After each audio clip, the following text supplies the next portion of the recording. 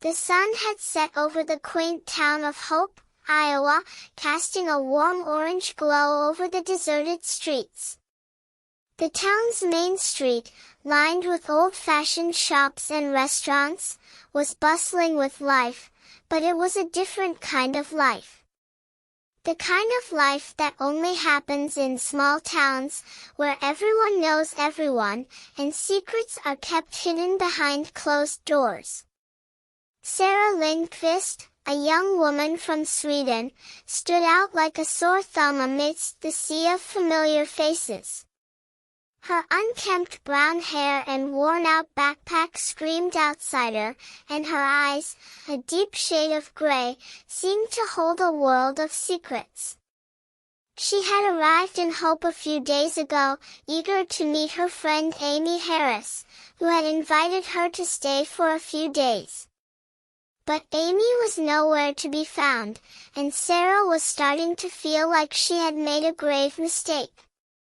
As she wandered down the street, her eyes scanning the familiar faces, she stumbled upon a small bookshop. The sign above the door read Broken Wheel, and Sarah felt an inexplicable sense of belonging. She pushed open the door and stepped inside, the bell above the door jingling softly. The shop was dimly lit, the air thick with the scent of old books and dust. Sarah's eyes adjusted slowly to the darkness, and she saw rows upon rows of books, stretching up to the ceiling. The shelves were dusty and worn, but the books themselves seemed to glow with a soft, golden light. Sarah felt a sense of peace wash over her as she wandered down the aisles, running her fingers over the spines of the books. She had always loved books, and this shop seemed to be a treasure trove of literary delights. As she delved deeper into the shelves, she stumbled upon a section dedicated to Amy's favorite authors. The books were dusty and worn, but Sarah could sense the passion and love that had gone into collecting them. She ran her fingers over the spines, feeling a sense of connection to Amy that she couldn't explain. As she delved deeper into the shop, Sarah began to notice strange symbols etched into the walls. They seemed to be some sort of code, but she couldn't decipher their meaning. She felt a shiver run down her spine as she realized that this shop was more than just a simple bookstore. It was as if the shop itself was alive, and Sarah was just beginning to unravel its secrets. She felt a sense of excitement and trepidation as she explored the shop further, her heart pounding in her chest. As the days passed, Sarah became more and more entrenched in the shop. She spent her days wandering the aisles, reading books, and discovering new authors. She began to feel a sense of belonging in the small town, and the people began to accept her as one of their own. But Sarah knew that she couldn't stay in the shop forever. She had to find a way to uncover the secrets of the shop, and to find Amy before it was too late. She felt a sense of determination wash over her as she set out on her quest, her heart pounding in her chest. As she walked down the street, the sun setting over the town, Sarah felt a sense of hope that she hadn't felt in a long time. She knew that she had a long way to go, but she was ready to face whatever lay ahead. The small town of Broken Wheel lay still, its residents observing Sarah from afar. They said nothing, but followed her movements with interest. George, her loyal chauffeur, continued to drive her around, obeying her silently, almost devotedly.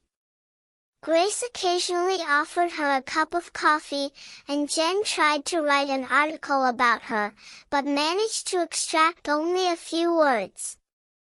Caroline, however, didn't ask any questions, but her piercing gaze was as sharp as a chef's knife. One day, Sarah pushed open the door of the old shop and deposited her first stack of books.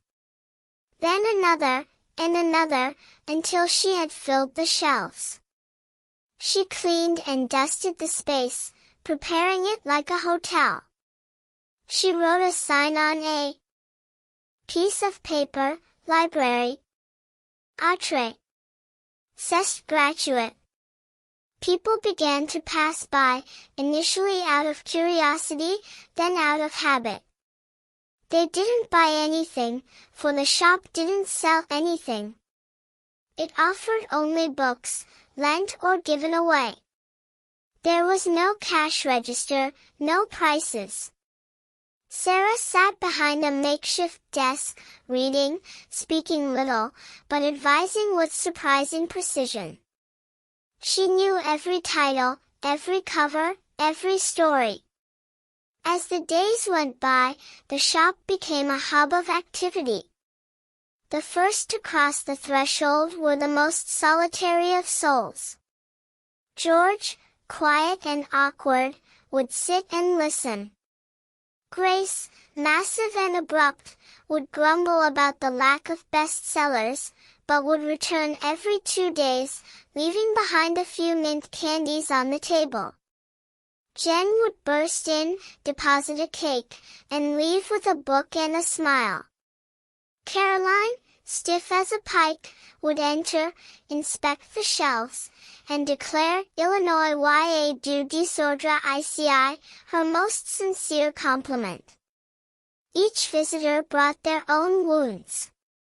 George, with his tremors and heavy silences, his lost eyes. Grace, with her rough exterior and unspoken past. Jen, always cheerful, but always tired. Caroline, whose presence was met with silence, but whose words were never questioned. Sarah watched them with the tenderness of a reader facing a sad novel. You can't change the ending, but you can savor the bright moments. As time went by, the shop became a refuge. People would come, sit, and read. They would exchange books, leaving them on the counter with a note, for Grace or for George. There was no need for more. The town, once still, began to stir. Slowly, imperceptibly, it started to beat once more. One morning, Sarah opened the shutters to find George sitting on the steps, a book on his knees. He looked up, smiled, and said, Je suis arrivé en avance. Would you like a coffee? Oui, je veux bien. It wasn't a love story, nor an ordinary friendship. It was something else entirely. A collection of battered hearts finding common ground in this improbable bookshop. Sarah, the outsider, had become almost invisible. Or perhaps, finally, visible for what she was, a girl who believed in books and people. As Tom, the nephew of Emmy, burst in for the second time, Sarah didn't know how to react. He wasn't particularly warm or disagreeable, just present, tall, and always dressed as if he hadn't expected to stay more than 5 minutes. He would glance at the books, touch them with a hesitant finger, as if afraid to open them. Sarah's hands would grow moist. He rarely spoke, but when he did, his words were like landmines, easy to step on. After a while, their exchanges became a ritual. Brief verbal jests, half-muttered remarks. Sarah would pour her heart into it, all while pretending she didn't care. But she did. She cared about the way Tom's eyes crinkled when he smiled. She cared about the way he never looked directly at her, but saw everything. She cared about the unexpected warmth she felt whenever he entered the room. And yet, it made no sense. he would leave. He had a real life, elsewhere. She lived in a house that wasn't hers, in a town that didn't exist on maps, in a bookshop that was just a sentimental patchwork. But every time he walked through the door, her heart skipped a beat. One day, he found her sitting on the floor between two shelves, trying to sort through a stack of romance novels. Tu crois vraiment que tu sais gens tombent amoureux en se cognant dans un ascenseur ou en renversant un café? Sarah shrugged. C'est toujours mieux que de tomber amoureux tout seul. He didn't respond immediately, then got down beside her, picked up a book, and read the blurb aloud. It was ridiculous and incredibly intimate. They sat there for a moment, then he said simply, J'aime pas ces histoires, mais j'aime bien les lire avec toi. She didn't respond. She wouldn't have known what to say. That evening, as she lay on the bed, she opened her notebook and wrote a sentence. Put on tomber amoureux sans en avoir le droit? She closed the book. The house was silent. But somewhere, between the walls, between the words, something was taking shape. And this time, it wasn't in a novel. The consul's ultimatum. Sarah stood in the dusty, dimly lit room, her eyes scanning the lines of bureaucratic jargon on the document that had been thrust upon her arrival in the United States. It was then that she realized, with a sinking feeling, that she had to pack her bags. The thought was absurd, yet it was the harsh reality of her situation. As a Swedish tourist, she had no permit, no job, no status. Nothing. Only a stack of books and a handful of acquaintances forged through shared love of literature and cookies. She tried to confide in Caroline, but the response was a stern, "It's unacceptable." Sarah's confusion was palpable. "You mean we've made an effort to integrate you into Broken Wheel?" Caroline said, as if discussing a community recycling project. "We can't just let it all slip away over a paper trail." Sarah protested, but Caroline was already in motion. The rumor spread like wildfire, and soon George was whispering, "She's leaving," over a cup of coffee, while Jen arrived with a brownie and a list of legal options. Andy offered his cousin, vodka. Grace swore loudly, "This country is going to hell in a handbasket," and declared she would hide Sarah in her cellar. "No one will come looking for me there. Not even the police dared to disturb that stench of frying oil." Jen, however, had a different plan. "We need a marriage," she said, her voice dripping with conviction. Sarah's tea almost choked her. "What?" "It's simple. You marry an American, and you stay legally. People do it all the time in the movies."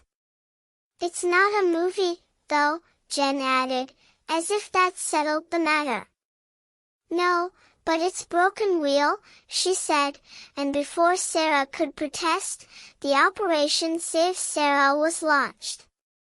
The name was shared among the townspeople, with those who had internet connections, while the rest relied on sticky notes.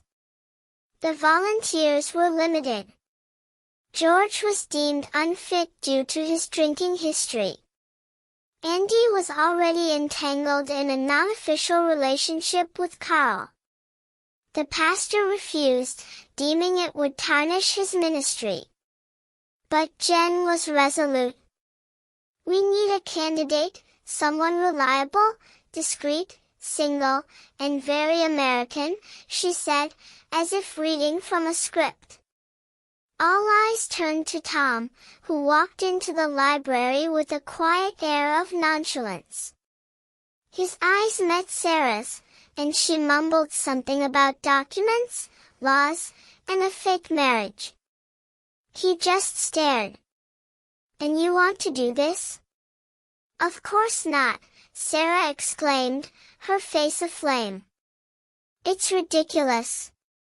Tom didn't respond, but the next day, he returned with a marriage license application. "I said I wanted to help.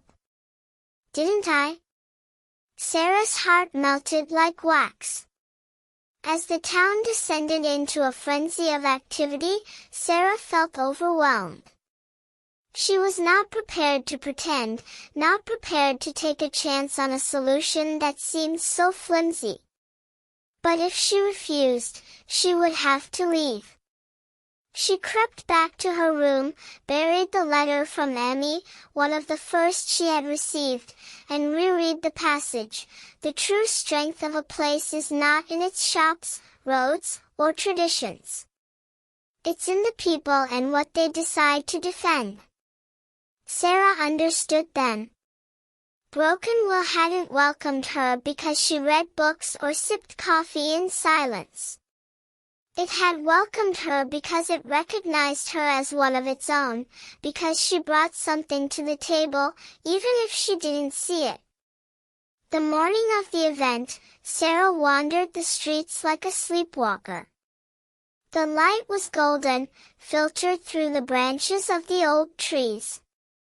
The cracked sidewalk shone with a quiet tranquility. It was strange to think that this decrepit town, these eccentric people, had become her refuge. More than a backdrop, a story. She passed by the old cinema, now a makeshift polyvalent space, where Jen and Grace were frantically preparing for the ceremony. The guirlands were dusty, the flowers borrowed from several gardens, and an old record player stood ready to play scratchy slow songs. Sarah still wasn't sure what she would do.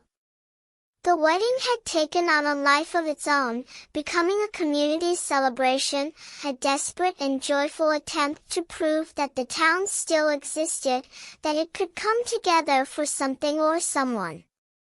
The day of the big event, Caroline arrived at her doorstep, dressed in understated elegance, carrying a small, ornate box wrapped in silk paper.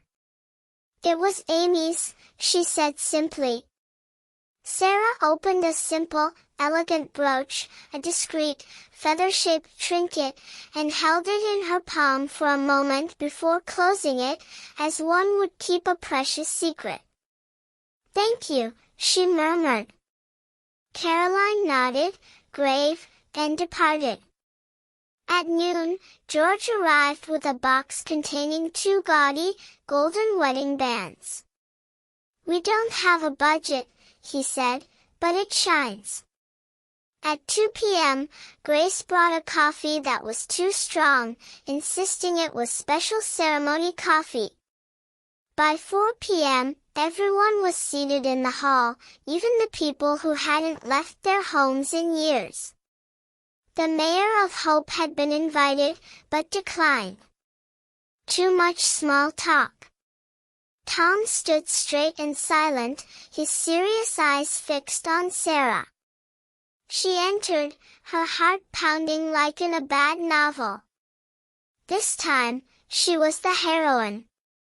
The story had no script, and there was no guarantee of a happy ending.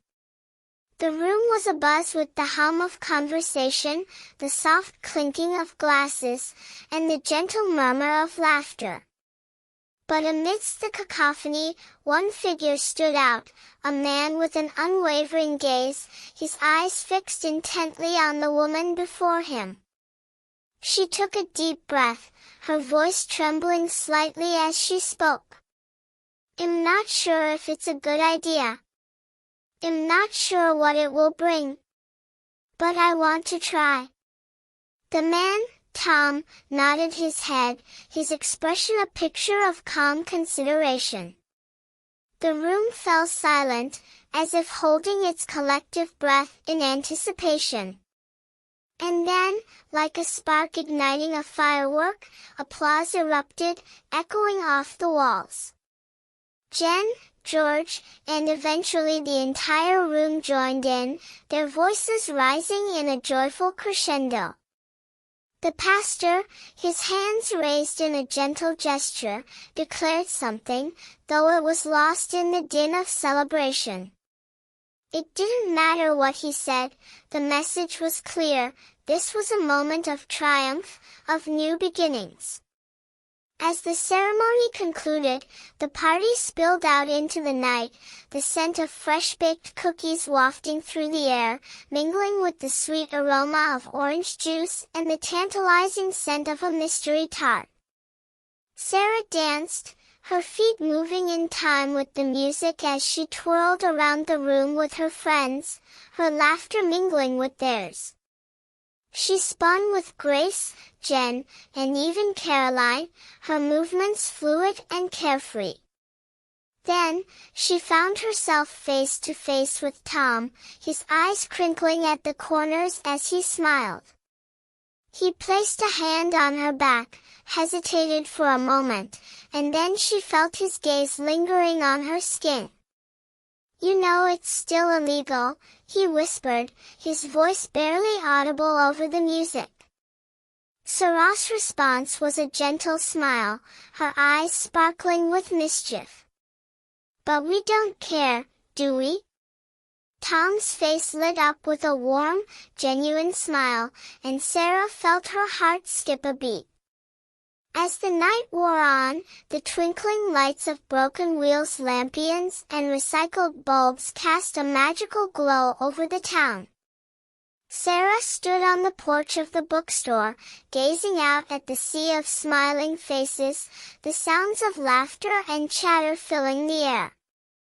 She had never intended to find a home here, let alone a family. But sometimes, the pages of a book held more than one possible ending, and this time, she had chosen her own. As she looked out over the scene, Sarah felt a sense of peace wash over her, a sense of belonging she had never known before. She knew that the books on her shelves held the power to transport readers to new worlds, to ignite their imaginations, and to bring solace to those who needed it most. But in this moment, she realized that sometimes, the greatest stories are the ones we write ourselves, the ones that unfold on the pages of our own lives. As the night drew to a close, Sarah's voice whispered out into the darkness, her words a gentle benediction to the gathering. "Thank you for sharing this moment with me. May this story bring you a little peace, a little serenity. Remember, you can always return here, whenever you need a moment of calm, a chance to unwind, or simply to listen to a beautiful tale. Take care of yourself, and never forget that every day is a new page waiting to be written." Until next time, dear readers, good night, and may your dreams be sweet.